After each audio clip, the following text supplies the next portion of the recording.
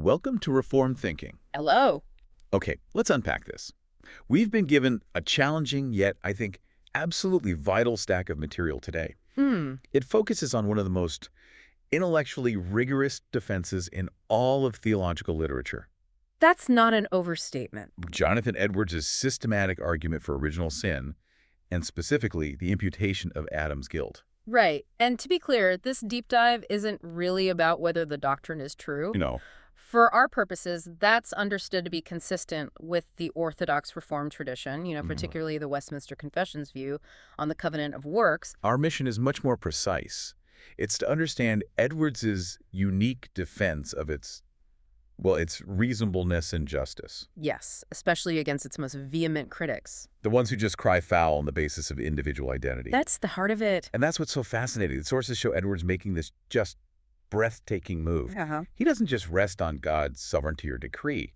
That would be the easy way out, in a sense. Right. He doesn't just say because God said so. No. Instead, he defends imputation by rooting it in metaphysics, the very nature of existence itself.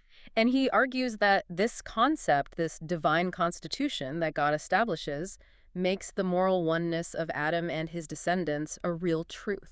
Not just a legal fiction. That's a key distinction. It is. So we're going to examine how Edwards confronts what he calls the grand objection head-on. Right. He asserts that the critics' assumptions about identity and moral accountability are, frankly, flawed. And why are they flawed? Because they assume created beings possess an intrinsic, self-sustaining identity. Which only God has. Only God has. So if we accept his view of divine constitution, the imputation of guilt becomes perfectly consistent with divine justice. Because that link, that constituted link, makes the whole species, morally speaking, one unified agent in that first act. That's his argument. So we are taking a very abstract, often emotionally charged theological concept, and we're grounding it in a radical view of physics and philosophy. It is a tall order, even for a well-informed listener. It is. So let's make sure we ground the conflict first. Let's do it. What are we actually talking about here? We have to start by clearly defining the doctrine under scrutiny. Okay. And that is the imputation of the guilt of Adam's first sin to his posterity. All of us. All of us. The theological mechanism that makes this possible is the covenant of works. Right. God established Adam not just as the first human, but as a public person. A representative. Yes, the head of the whole body. And I think more vividly, the root of the whole tree. So Adam's actions had a kind of dual nature then. How so? Well, he was acting as Adam, the individual, but at the same time, he was acting as Adam, the federal representative. Carrying the fate of the entire species on his shoulders. Precisely. An heavy weight. Immense. And the core belief is that in God's proceedings concerning that covenant, he treated all descendants as if they had been then existing in their root. As if. So it establishes a kind of reality. It does. When Adam transgressed, the species transgressed in him. And the consequence of this constituted oneness, is that the guilt and the subsequent depravity came upon the posterity at their first existence, just as they came upon Adam instantly after his transgression. The sources make it really clear that the fall wasn't just some legal change of status. No. It was a fundamental alteration of the state of the being itself. Absolutely. The doctrine insists that the alteration in the root, that moral apostasy, was attended at the very same instant with the corresponding alteration throughout the whole species. The whole tree. The whole tree. Which means that the sin, being the original act of rebellion, immediately and truly characterizes the entire race. Okay, and this is where we run straight into the brick wall of, let's call it, common human intuition. Yes. Edwards called the reaction against this doctrine the grand objection. He did, and he said it was accompanied by a mighty outcry and vehement exclamations. We need to spend some time here, because this objection, I think, fuels most of the popular resistance to Reformed theology today. I agree. The outcry is powerful because it hinges on our intuitive sense of justice and individualism. Right.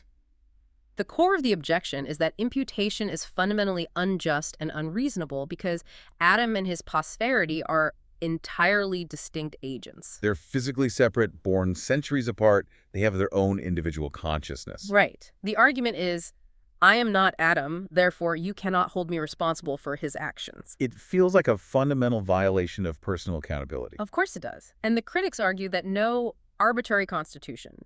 No external decree or legal arrangement from God can possibly make two entirely distinct moral agents one. So for God to treat separate people as if they were the single author of the same crime implies what? A falsehood, a legal fiction. In their view, yes. And the consequence of this perceived falsehood, in the eyes of the critics, is profound injustice. They see God as punishing innocent creatures for a transgression they never personally committed. Which they would call capricious and unfair. And this is the intellectual and emotional mountain that Edwards has to climb. It is, and to climb it, he first has to clarify what is actually being imputed. Okay. He explicitly rejects this misunderstanding, this idea of double guilt. What's double guilt? It's the idea that a person is charged with two separate sins. First, guilt for Adam's outward act of eating the fruit. Okay. And then a second, separate guilt for having a corrupt, depraved heart. That seems like a really vital clarification. It is. Because if it were double guilt, it would just make the objection even louder. So what is the single reality of guilt?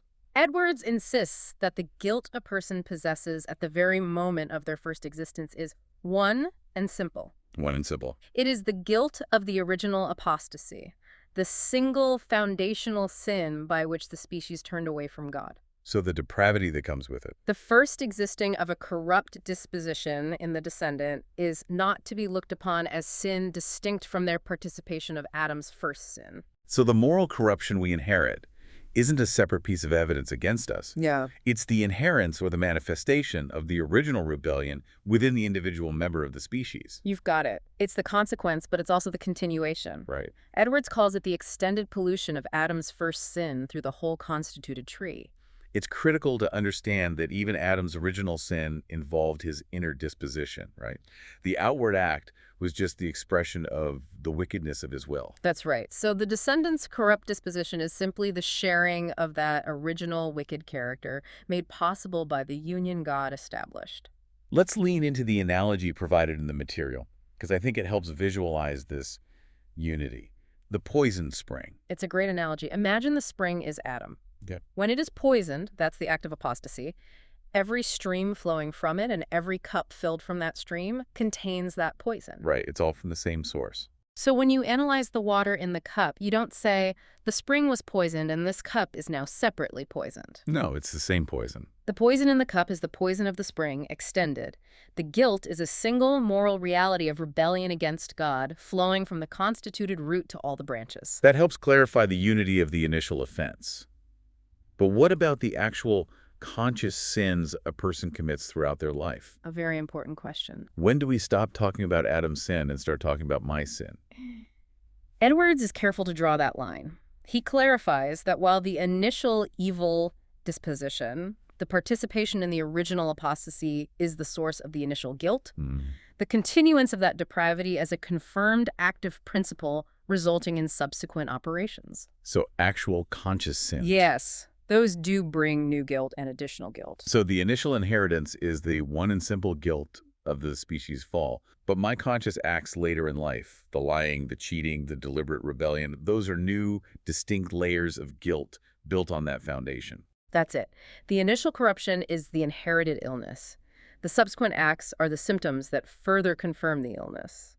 And Edwards also frames the continuance of that inherited corruption as a punishment, right? He does. The continued existence of a soul forsaken by God's preventing grace is itself a consequence of the first transgression. God withdraws, and the corruption persists. And it brings added guilt through the individual's new sins. Okay. So we've established the doctrine and the force of the objection. Right. Now we come to the part of Edwards' argument that just shifts the entire playing field. This is where it gets really interesting. He says the grand objection that Adam and his descendants are distinct agents is founded on a false hypothesis. Help me trace the logic here. What exactly is this widely held, but in his view, false assumption? The false hypothesis is the assumption that created things possess an absolute independent identity or permanence. An independent identity. The critics just assume that when God creates a chair or a tree or a soul, it is given an inherent self-sustaining existence that just persists naturally over time, independent of any ongoing divine involvement. Sort of like how God's own existence is intrinsic. Exactly. But everything feels like it has that intrinsic permanence, doesn't it? Of course. I look at this table, and I assume its identity persists unless I come along and break it. And Edwards is challenging the very stability of the created order as we perceive it. It's a radical challenge. It is. He argues that if we look closely at the relationship between God and creation, we realize that created existence is in a constant flux. And its stability isn't intrinsic. It's dependent. Yeah. He establishes this radical claim through the doctrine that God's preservation is perfectly equivalent to a continued creation. Okay, that is a staggering concept. I wanted to isolate that point. Go ahead. Preservation is not just God holding existing matter together. It is God recreating it moment by moment. Yeah. What's the philosophical necessity that drives Edwards to this incredibly counterintuitive conclusion? The necessity rests entirely on the discontinuity of time and existence. Okay, break that down. The reasoning is that the past moment, the past existence of any substance, entirely ceases when the present moment begins. What is past is, strictly speaking, gone. It does not continue to exist alongside the present. So when a moment ends, the existence contained within that moment ceases. And because the past existence is truly gone, it cannot be the active cause of the present moment's existence. Precisely. Think about causation. For something to cause an effect, it must have some proper influence or assistance in producing that effect. But the past can't influence the present. Because the past is nothing in the realm of present existence. Wait, help me trace this. If the past existence of my body cannot cause the present existence of my body, then what is causing my current existence? Since existence is inherently dependent, it can't sustain itself. And since the past existence can't cause the present. Then what? The present existence of every created substance must be a new effect. A new effect. An effect produced immediately out of nothing by God's immediate agency, will, and power. It requires the same divine fiat that brought existence into being at the very start. That is truly radical. It is. It means that what exists right now in this single instantaneous moment is simply and absolutely considered not the same substance as what existed just an instant before. The objects are only different from the first creation in the circumstantial way. Because they appear to follow a predictable, established sequence. Right. It shatters the common sense notion of intrinsic identity. So the difference between the first creation and every subsequent moment of preservation is only the relation it holds to prior effects. That's it. Edwards says that if God were to suddenly stop preserving the universe, it wouldn't just vanish. Oh, what happened? It would simply fail to be created in the next instant. Let's develop the movie analogy from the source material because it's the best way to visualize this. It gives you something tangible to hold on to. It's a great way to think about it. Think of a piece of film running through a projector. Okay. To the audience, the character on the screen appears continuous, solid, moving seamlessly through time. But in reality, the character is just a rapid succession of static, distinct images or frames. And frame 1 does not physically cause frame 2. In fact, frame 1 vanishes entirely before frame 2 is even projected. So the character's continuity, their apparent identity and substance, isn't intrinsic to the frames themselves. Not at all. The continuity is entirely dependent on the divine projector, God actively creating each new frame and maintaining the rate and order of projection. And that is the metaphysical point. If we stop the film, the existence of the character would cease. And if we started the film again 10 seconds later with a new frame? That new frame would appear to the audience as the same character continuing, purely because of the sequence established by the external projectionist. So if the entire universe operates this way, as a rapid succession of distinct new effects, then there is absolutely no natural oneness or necessary link connecting the past moment to the present moment. None. So identity must be established externally. That's the pivot. The only thing connecting these successive distinct existences. What makes you the same person today as you were yesterday? Or what makes this chair a chair rather than a rapidly appearing and disappearing cloud of nothing. Is God's arbitrary constitution. Yes. Now we have to clarify that word arbitrary. In common language, it suggests randomness, caprice, or, a thoughtless decree. Right, and that's not what Edwards means. So how does he define arbitrary constitution in this rigorous philosophical context? He's very careful to distinguish it from randomness. When he says a constitution is arbitrary, he means it is dependent on nothing but the divine will. Okay. The connection between the past and present is not physically necessitated by the objects involved, nor can you derive it from them. It flows entirely from God's sovereign decision to establish that link. But that sovereign decision isn't capricious. It's supremely ordered. Exactly. The divine will is regulated by divine wisdom. God's constitution is designed to appear in a beautiful analogy and harmony with all other laws he establishes. So it guarantees stability and usefulness. It does. It is arbitrary only in the sense that God could have chosen a different constitution, but it is wise in that he chose the best constitution for the established ends. So the conclusion of this complex metaphysical argument is that identity, oneness, continuity, and creation, they aren't inherent facts we observe. No. They are truths God imposes upon a constantly renewed reality. That is the essential insight, Edwards is saying. Divine constitution is what makes truth in affairs of this nature. So the critic's objection that Adam and his descendants are distinct and therefore cannot be one is just invalid from the start. Because all created identity, even the simplest physical continuity, is simply a result of this divine constitution. It's not some self-existing intrinsic reality independent of God's constant work. This moves the argument from the realm of justice to the realm of ontology, the study of being. It does. If we accept this radical view of existence, the idea of an individual, separate, distinct agent who exists outside of God's constituted system it falls apart. And Edwards uses incredibly powerful, relatable examples to show we accept this principle every single day without realizing its metaphysical implications. Let's start with physical identity. The tree example. Okay. Consider a towering oak that has stood for 100 years. We see it as one plant. We regard it as one plant with the tiny sprout it grew from decades ago. Yet, structurally, visually, chemically, the tree has changed entirely. Not a single atom of the original substance that composed the sprout remains in the current tree. Not one. The unity, the designation of one plant exists solely because of the established law of nature, which is the mechanism of God's constitution communicating successive properties. So the tree's identity is a constituted truth, not a material truth. The material is different, but the constitutional linkage is maintained. Exactly. And the same principle applies, maybe more alarmingly, to our own physical selves. It does. The body of an adult at 50 is one with the infant body, even though the substance has changed scores, if not hundreds of times, through metabolism and replacement. And this continuity is maintained purely by God's constitution, establishing the sequence of life, features, and form. Yes. So if the substance itself is entirely new every moment, and the material components have been fully replaced multiple times, and yet we still call it one body. Then we have already admitted that continuity is constitutional. Right. And Edwards reserves his most compelling illustration for personal identity and moral accountability. He does. He directly challenges those who argue that personal identity consists in same consciousness, like memory or self-awareness. This connects directly back to the objection. If memory is what makes me me, then I certainly don't remember eating the forbidden fruit.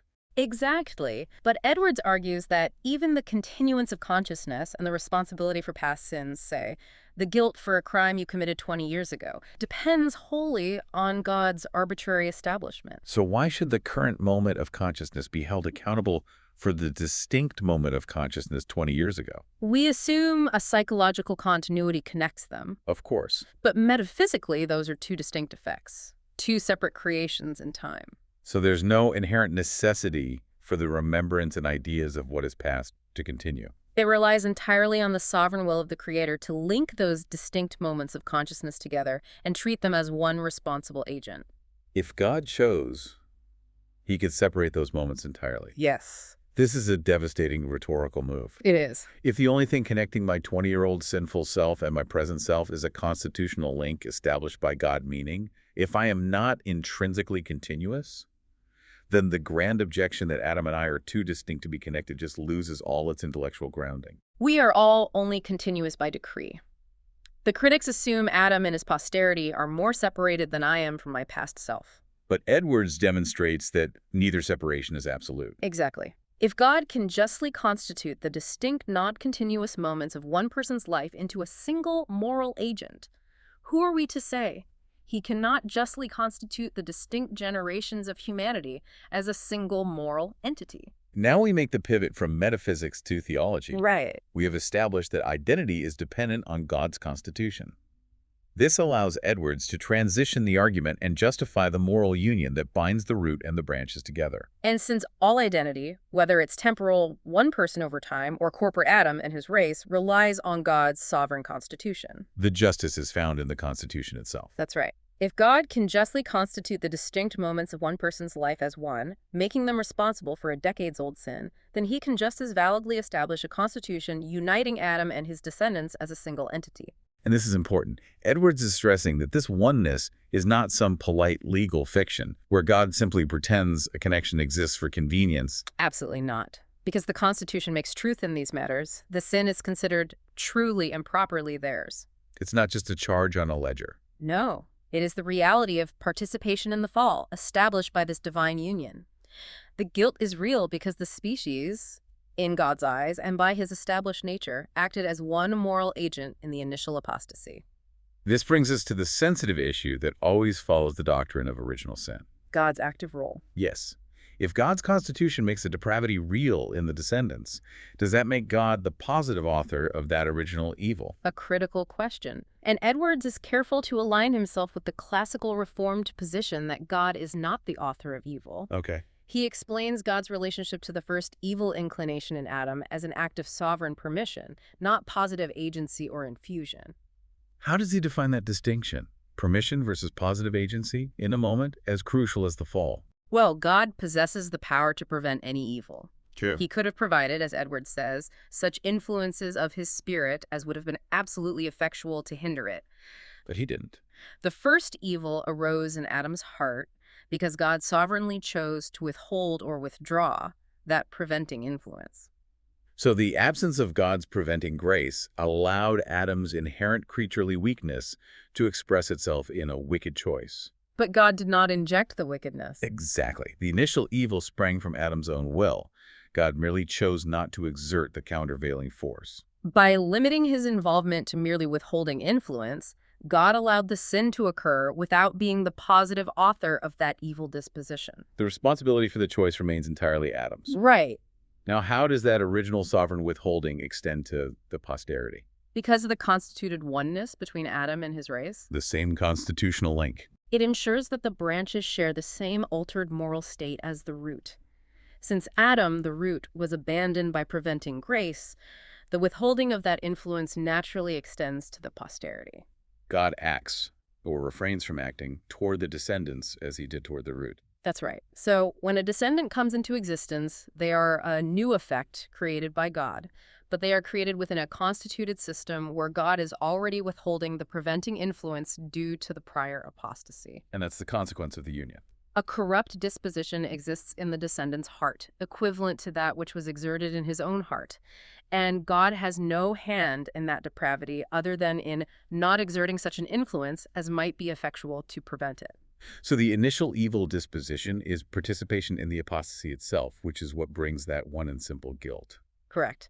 And just to reiterate the distinction he made earlier, the continued existence of this confirmed corruption, the daily reality of a soul alienated from God, is the punishment for that first transgression. Which God administers by forsaking the soul and leaving it to its own fallen devices. Yes. And having established his metaphysical framework, Edwards turns back to demolish the critics' final arguments on justice. Right. The first difficulty the critics pressed was that the very act of establishing the Constitution was injurious. They argued that appointing Adam as a federal head was unfair or harmful to mankind's collective interests. The argument is, why should God risk everyone on the choices of one person? It would have been far safer if everyone stood trial for themselves. Or so they say. Edwards counters this immediately. He argues that the arrangement offered a more eligible probability of a happy issue than if everyone stood trial for themselves. So he completely flips it. He does. He transforms the critics' claim of injury into an argument for God's benevolence in the arrangement. What were his specific reasons for believing Adam was a better representative than the individuals would have been? This is a strong point for you, the listener. He provides two powerful reasons. First, Adam was created and stood trial as a mature adult, perfected in nature with all his faculties fully developed. He was capable of rational perseverance. Yes. Descendants, on the other hand, enter the world through propagation as infants, who remain for a great while in a state of comparative imperfection after becoming moral agents. So an individual who starts life in a state of intellectual and moral infancy is objectively less prepared to stand a perfect life or death moral trial. Much less prepared than a mature adult who started in a state of perfection. Exactly. The odds, if every person had to achieve perfect obedience from birth, would be dramatically worse. It's far wiser to risk the species' fate on a fully prepared, pristine representative. That's his point. And the second reason relates to motive. Okay. Adam had a far greater motivation to persevere than any individual descendant would have. How so? He had stronger motives to watchfulness. Not only his own eternal welfare, but the eternal fate of the whole race. All unborn generations lay at stake. That immense weight of consequence provided a vastly stronger incentive to persevere. Much stronger than any individual could have had if they were standing trial just for themselves. So, even on the critics' own terms of maximizing positive probability, the federal arrangement was the more benevolent and rational choice. Yes. And if a critic still insists that they personally would have chosen to stand for themselves, What does Edwards say? he dismisses that as mere vain opinion of himself. It's the demonstrably superior structure in terms of probability for success for the whole species that matters, not human pride. Now let's discuss the second hurdle Edwards tackles. This attempt by some theologians to find a middle ground. Ah, yes, the idea of partial imputation. Right. They try to soften the doctrine. This was a common theological compromise in Edwards's time. These critics tried to hold on to the idea of God's reasonableness by agreeing that Adam's sin causes only temporal death and natural corruption. But not eternal ruin. But not eternal ruin. This modification was designed to avoid the harshest charge of injustice while still retaining some degree of connection between Adam and the race. So they were trying to say, we share the consequence of temporal suffering, but we are distinct agents when it comes to eternal damnation. And Edwards rejects this modification completely. He calls it logically inconsistent and intellectually dishonest. Why? He argues that if the grand objection, that we are entirely distinct agents and cannot justly be punished, holds true, then imputing any penalty, even temporal suffering, illness, or physical death, is unjust. This is the critical juncture. If the principle of distinct agency is violated by taking the whole eternal penalty, it is also violated by taking the partial temporal penalty. It's his debt analogy again. He states that if someone tries to take the whole debt from a neighbor who doesn't owe it, that is a greater act of injustice in terms of magnitude. But taking only a part of that debt is not more truly an act of injustice than taking only a part. An unjust act remains unjust, regardless of the size of the punishment. So, by trying to soften the consequences and arguing for partial imputation, those theologians are actually validating the premise of the objection. The very premise that distinct agents cannot be punished. It undermines their entire acceptance of even temporal suffering. They can't logically have it both ways. No. There is no middle ground of reasonableness that allows for partial punishment of distinct agents. One must accept the full imputation based on the constituted oneness and the truth it creates, or reject the concept entirely and thereby reject the biblical and observable reality of universal suffering. Which brings us to Edwards' final and most practical proof, the justice of fact. Yes. He essentially turns the tables on the critics using the undeniable reality of human experience. The plain fact is that every individual of mankind comes into the world in such circumstances that they are justly exposed to sorrow, universal temporal death, and eternal ruin unless saved by grace. This universal suffering, sin, and mortality is an observable empirical phenomenon. It demands an explanation. And the explanation cannot be that God is punishing them for their own actual sins. Why not? Because this suffering begins at birth, before any conscious transgression. Right. The existence of misery and death in infants and small children is a massive, silent contradiction to the idea that humanity starts in a state of intrinsic innocence, wholly distinct from Adam. It is. So what is the ultimate dilemma Edwards forces the critics to confront? If God views humanity as innocent, distinct, and individual agents, as the critics claim, then subjecting these innocent creatures to this infinitely dreadful calamity, Suffering, physical death, the certainty of moral ruin, would make God appear truly unjust. It would be a genuine, monstrous injustice to punish the innocent without cause. In other words, the imputation of guilt, based on the constituted oneness, is the only coherent explanation that clears God of the charge of injustice in the face of universal human suffering and death. That's the argument. If you deny the cause, which is the guilt and the oneness, you are left with a world governed by a creator who senselessly punishes the innocent. So Edwards concludes that the fact that God does subject all individuals to the consequences of the fall proves that he does treat them as one with Adam. Yes. Whether the critics like the philosophy of dependent identity or not, the undeniable facts of mortality and sin oblige us to accept the solution. Or acknowledge the limits of our own understanding regarding the sovereign constitutions of God. That's it. He takes the primary evidence used against the doctrine of universal suffering and redeploys it as the ultimate proof for the doctrine. It's a powerful rhetorical and theological move. So what does this all mean for us? We've spent a good amount of time delving into some of the most complex concepts Edwards ever tackled. We have. We've shifted the discussion of original sin from a simple legal decree to a philosophical reality that governs every moment of our existence. And I think the key insights we've uncovered are, first, that Edwards's refutation of distinct agency hinges entirely on this idea that all created identity is dependent on God's sovereign constitution. It's not intrinsic. It's not self-sustaining. Second, this dependency is rooted in the radical metaphysical concept that preservation is continuous creation. Every moment of existence is a new effect. Third, this means that the divine constitution is what makes truth in affairs of identity. That allows for the moral union between Adam and his descendants to be truly real, not a legal fiction. And finally, that guilt and depravity are a single, unified reality. The extended pollution of the original apostasy made manifest in the branches, but traceable back to the root.